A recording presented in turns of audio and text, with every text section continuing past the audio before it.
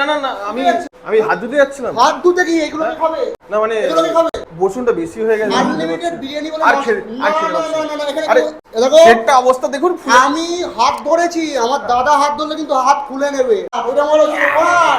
আমরা রোজ এত মেরে দুহারি করে বিরিয়ানি খাচ্ছি।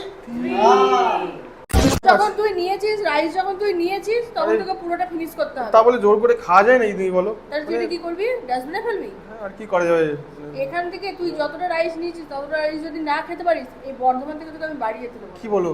বেঁধে পেটাবো একদম। আরে তা বলে খাবার নষ্ট হবে না কোনোভাবেই না। জোর করে খেতে পারা যাবে না। তুমি যে নিয়েছো কেন? আনলিমিটেড দিচ্ছে বলে লুটে নিতে হবে? প্রচুর বেশি হয়ে গেছে মানে।